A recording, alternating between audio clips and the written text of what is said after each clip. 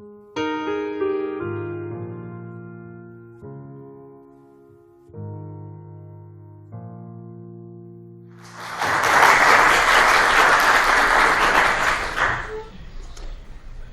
dealing with the Albanians of southeastern Europe, one must distinguish between two major groups of them, the northern Albanian Gegs and the southern Albanian Tosks. The differences between the two halves of the Albanian nation express themselves not only in the dialects spoken, but also in traditions and social structures. Particularly fascinating in this connection are the highland Gegs of the northern Albanian Alps.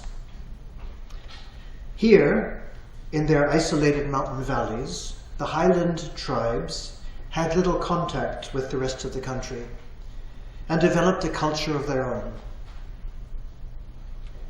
What the first foreign travelers and explorers in the 19th and early 20th centuries encountered was a seemingly lawless tribal culture, and they were fascinated by it.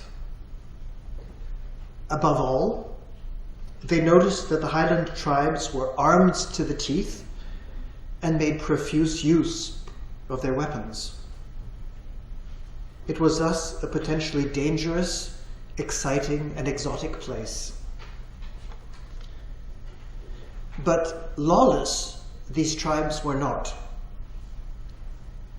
Their lives, from cradle to grave, were governed by the provisions of a code of customary law that they had developed in the mountains over the centuries. The tribes thus had their own way of doing things and rejected any influence from outside, be it from distant Constantinople during the Ottoman Empire, or later from the government in Tirana. The customary law of the northern Albanian mountains was codified in a statute that is traditionally known as the Kanun. The word Kanun, taken from Turkish and originally derived from Greek, simply means statute or code of law, and is related to the English word canon. That is to say, rules and decrees of ecclesiastical law in English, not the canon you fire. Several codes of customary law existed in Albania. The best known of them was the Kanun of Lekë Dukagjini. Lekë Dukagjini was a historical figure of the 15th century, a medieval ruler in the age of his one-time comrade in arms and rival, Skanderbeg. It is very doubtful that Lekë Dukagjini had any connection with the Kanun. It is much more likely that the original name for the code was simply the Kanun of Dukagjini, the name for the mountainous region east of Shkodra, and that the figure of Lekë Dukagjini somehow got mixed up in the name. The Kanun of Lekë Dukagjini was at any rate respected primarily in the said Dukagjini region, which equates broadly with the mountains of Shala, Shoshi, Nikai, and Merturi. It was also known in the highlands of Mirdita and among the Albanian tribes of western Kosovo. The Kanun was first put to writing by the Franciscan priest Stefan Gjechovi, who stemmed from Janjeva, south of Pristina in Kosovo. After studies in Bosnia, Gjechovi spent his most active years as a parish priest in the northern Albanian mountains. Here he gathered information on archaeology and folklore, and in particular on tribal law. The first parts of his compilation of the Kanun, to appear in print, were published in Brussels, in Fajk Bey Konitsa's noted periodical Albania from 1897 to 1899, and later in the Skuderin periodical Hyli Dritas, the Morning Star, from 1913 to 1924. A definitive edition of the Kanun was published in Shkodra in 1933, 4 years after Father Gjechovi was murdered in Kosovo by Serbian paramilitaries. The Kanun of Lekë Dukagjini has since been translated into several languages. Translating it is, as you may imagine, quite a daunting task. The first translation was made into Italian by Father Padodai and was published in Rome by Judge Fichte and Giuseppe Schiro in 1941. A German translation was also undertaken at the same time in the mid-1930s. It was the work of the Bavarian Baroness Marie Amalie von Godin, a Catholic writer and author of several novels and tales of adventure on Albanian themes. Of this undertaking, Baroness von Godin wrote, and I quote, "The Patres sent me the text and suggested that it be translated into German. I accepted immediately and traveled to Shkodra, where I spent several months working with the Patres on a daily basis. I also met Father Stefan. I was intent on ensuring that the Albanian text of the publication be translated properly, keeping all its earthly expressions, which was not an easy job. She worked closely with her Albanian friend Ekrem Bey Vlora on the translation that was based on an earlier Albanian version, not on the published version of the Kanun of 1933. Delayed by the Second World War, it was finally published in the Stuttgart periodical Zeitschrift für vergleichende Rechtswissenschaft between 1953 and 1956, the year of the Baroness's death. It was this version that I used to publish the Kanun in German in my 2001 edition, Der Kanun, das albanische Gewohnheitsrecht nach dem sogenannten Kanun des Lekë Dukagjini. An English language edition of the Kanun was undertaken by the American Leonard Fox, who had studied Geg dialect with Professor Martin Samai in Munich. It was published in New York in 1989. Of this translation, Fox wrote, and I quote, "The language of the Kanun is notoriously difficult, not only in terms of its vocabulary and syntax, but because the same words are used in a sometimes staggering variety of meanings, as well as because of the extreme terseness of expression." End of quote.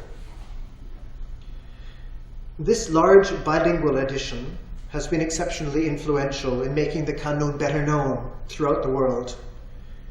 There have also been translations into Croatian, Macedonian, and French.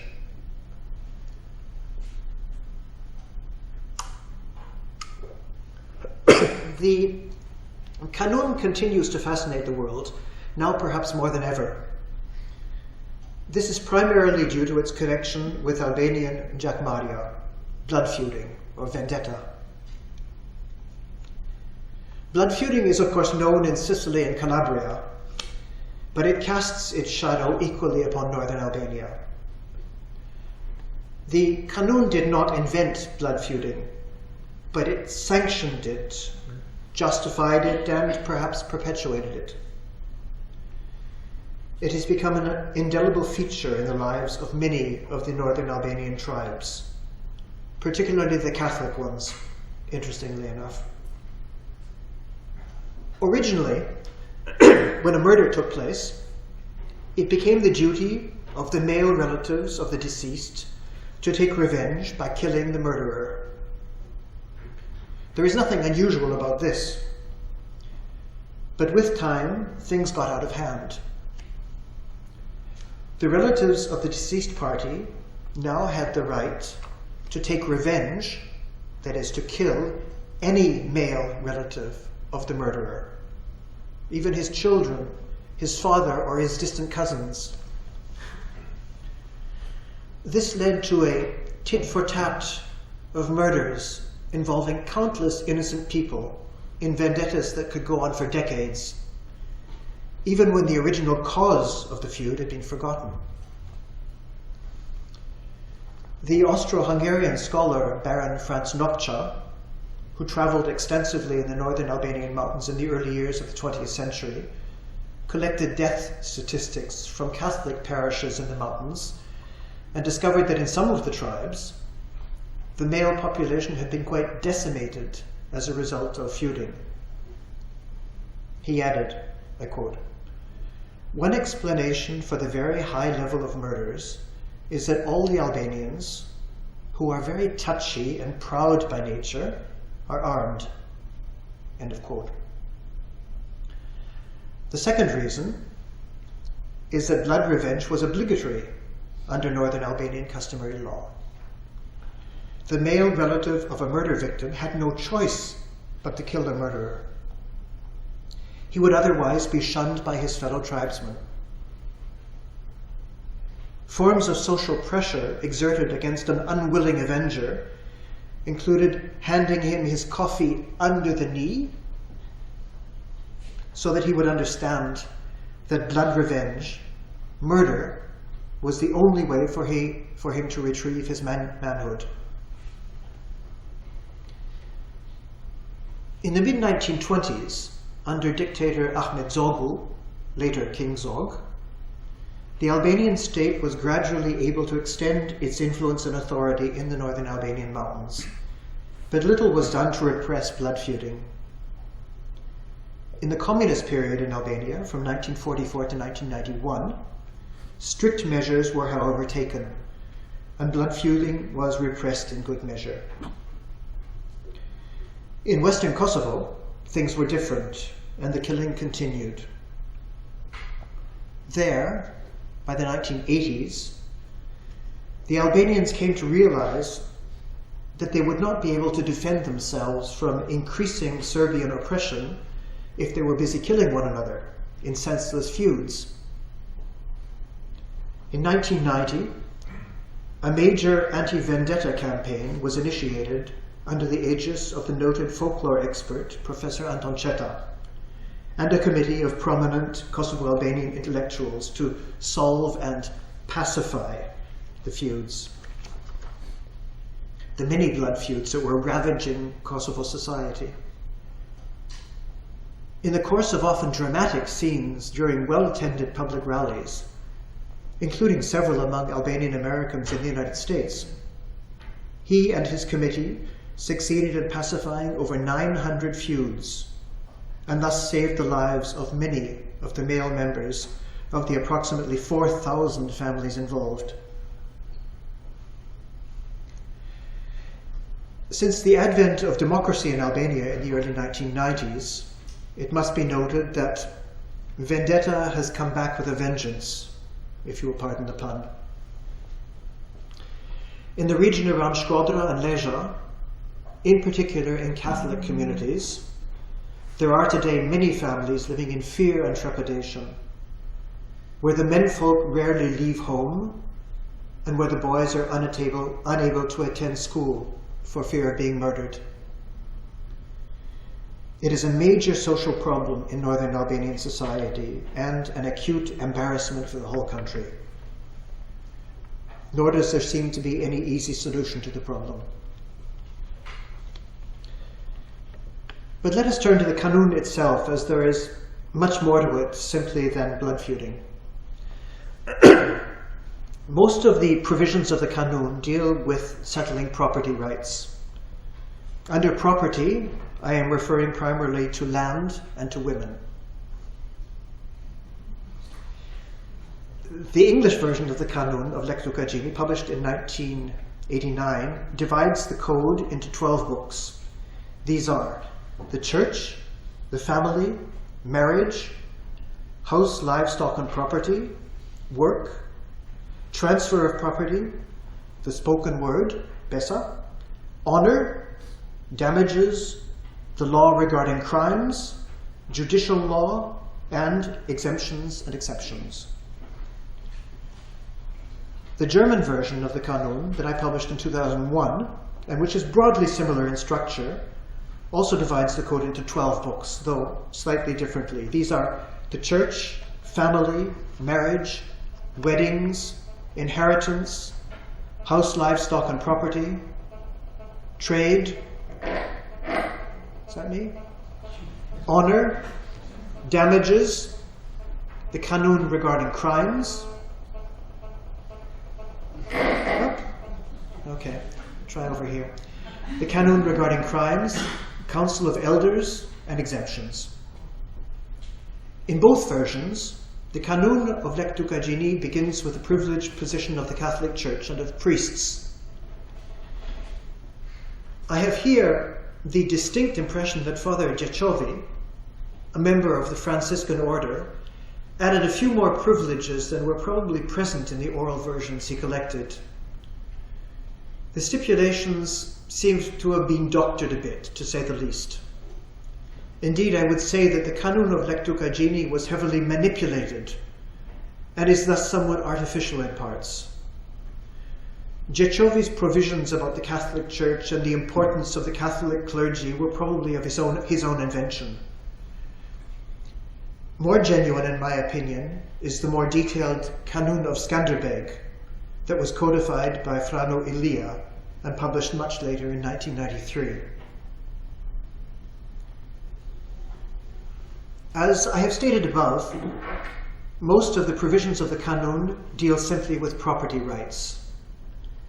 These involve such things as people surreptitiously moving border markers in fields, the ownership of sheep and goats that wander onto a neighbor's land, and, very important, in the arid Albanian mountains, access to water.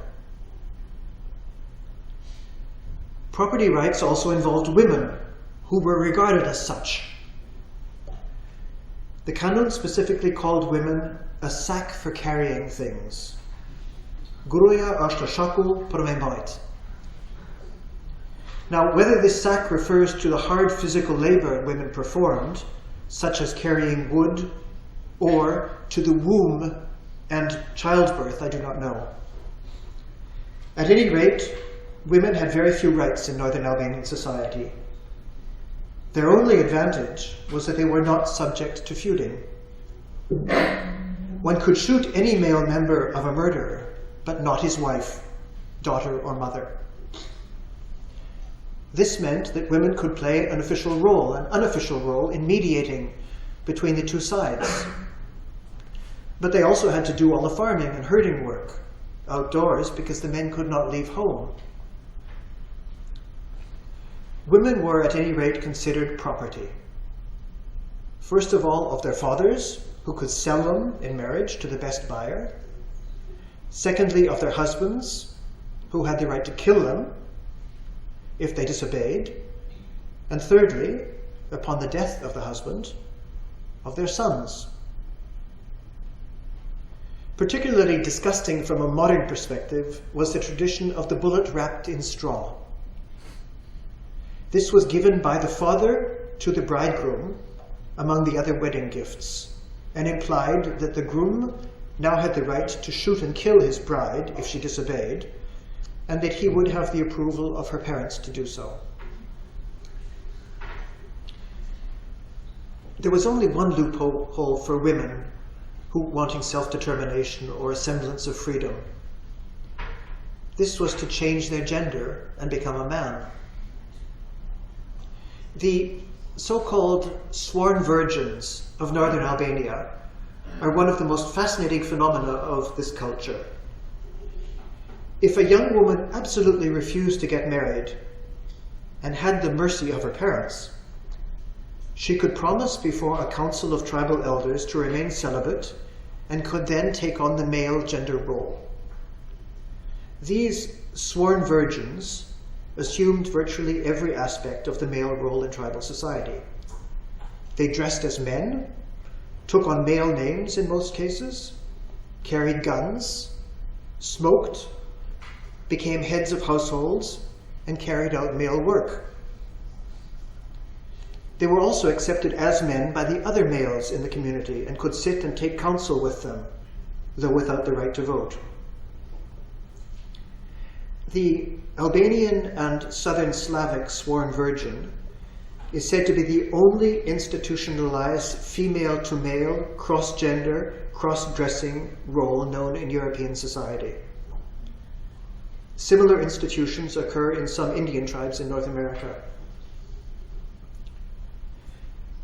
The institution of the sworn virgin used to be known in Dalmatia and Bosnia as well, as attested in epic folk songs, but it is presently restricted to the northern Albanian mountains and to neighboring Kosovo and Montenegro.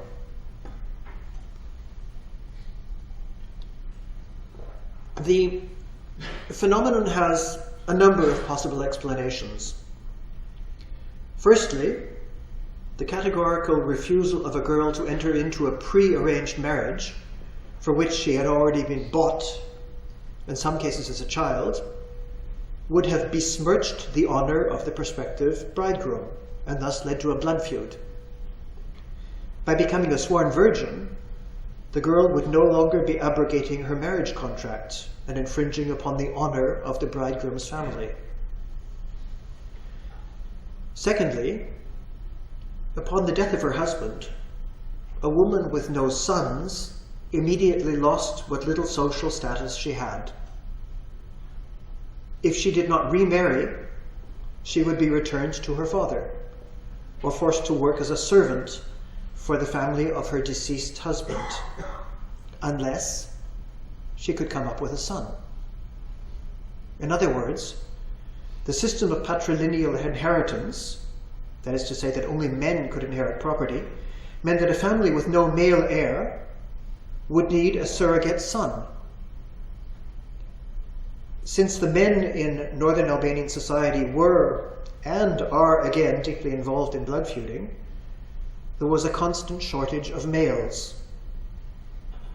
The sworn virgin solved this problem, though for inheritance purposes only for one generation. A girl whose father died could become a boy, and thus save the family property from confiscation by the male relatives of the deceased father. Dutch scholar René Grémeau, quoting Mirko Barjaktarovic, recorded one widowed mother as saying to her daughter, I quote, "Because if you get married, I'll be left alone. But if you stay with me, I'll have a son." On hearing these words, Georgia, the daughter, threw down her embroidery. End of quote. In some cases, other motives were also involved. Edith Durham describes her encounter with a sworn virgin as follows, I quote,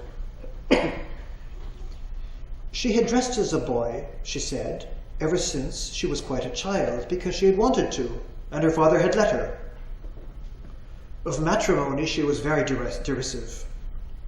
All her sisters were married, but she had known better. She treated me with the contempt she appeared to think all petticoats deserve, turned her back on me, and exchanged cigarettes with the men." End of quote. For a lesbian, becoming a sworn virgin could have been the only viable and honorable alternative to forced marriage and submission. The same is true for female-to-male transgender individuals. René Grémeau met a woman who insisted, I quote, "I was not incited by my parents' wish, but because I wanted it that way. I started to dress and behave like a boy. As far as I remember, I always felt more like a male than like a female." The Serbian scholar Milenko Filipovic records the case of a woman who transferred her inheritance to the household of her blood sister, also a sworn virgin, where they lived and worked together for the rest of their lives. Baron Nopcha noted one girl who became a sworn virgin so as not to be separated with her father, from her father.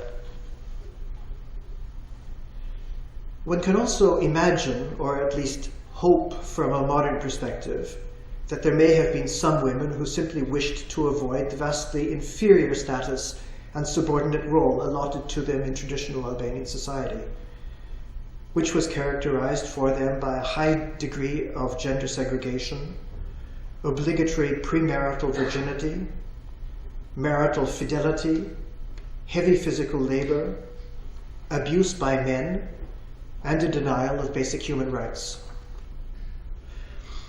It is very likely, however, that our way of thinking would have been completely foreign to the northern Albanians at the time. It was thought a couple of decades ago that the sworn virgins had all but died out after 50 years of communism in Albania. There are, however, quite a number of them around today, even younger ones.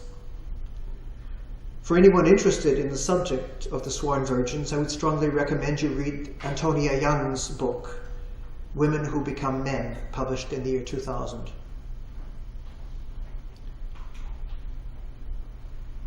There is so much that can be said about the Kanun and the exotic past of northern Albanian society. But is the Kanun still respected today in the 21st century? To an extent, yes, it is.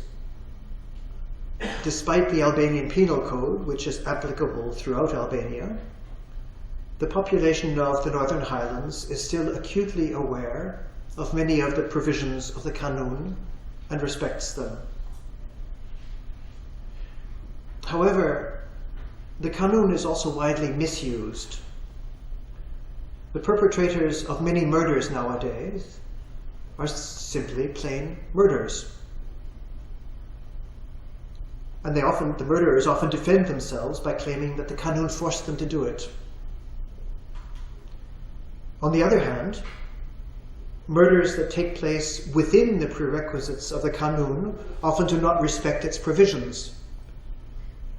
Particularly shocking for Albanians is the murder of women, which a century ago was unthinkable under the provisions of the Kanun. I would like to conclude this talk by stressing that I've only presented a very few aspects of the Kanun and Northern Albanian culture. Much more could be said on both, but I do hope that I have awakened some interest in this fascinating book and in the still somewhat exotic culture that produced it. Thank you very much.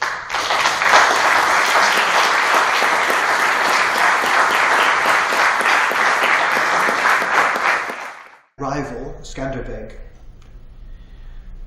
It is very doubtful that Lekë Dukagjini had any connection with the Kanun.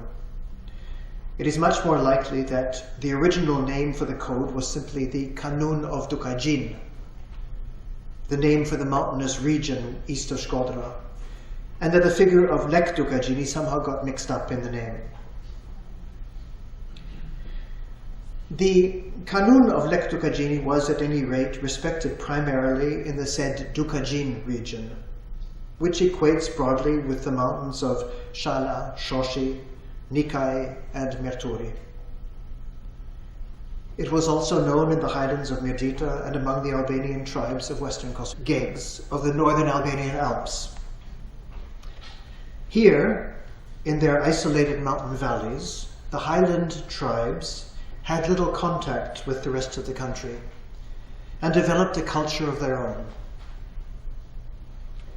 What the first foreign travelers and explorers in the 19th and early 20th centuries encountered was a seemingly lawless tribal culture, and they were fascinated by it.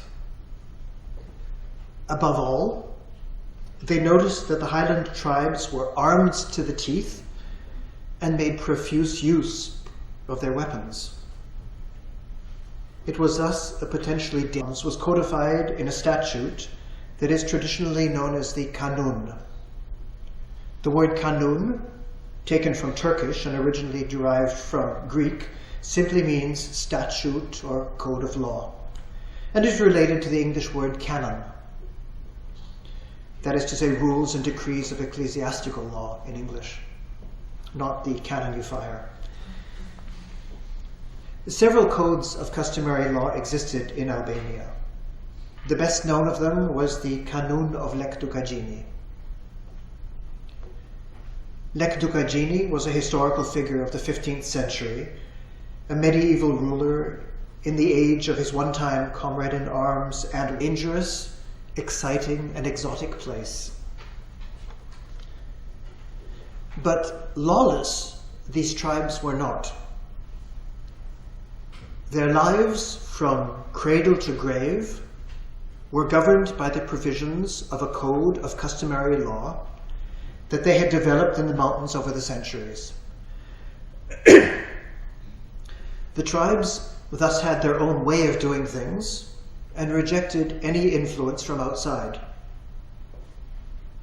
be it from distant Constantinople during the Ottoman Empire, or later from the government in Tirana. The customary law of the northern Albanian mountains